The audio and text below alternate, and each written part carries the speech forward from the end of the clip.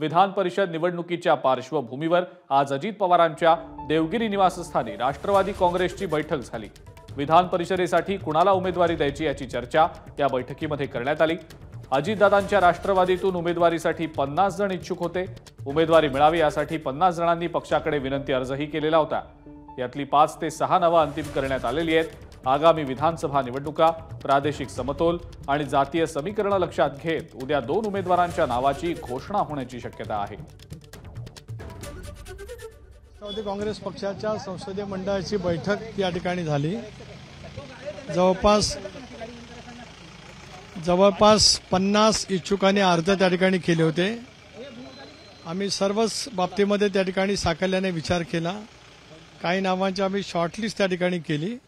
उद्या रात्री किंवा परवा सकाळपर्यंत आम्ही 2 उमेदवारांची यादी त्या ठिकाणी घोषित करणार आहोत। एबीपी माझा, उघडा डोळे बघा नीट।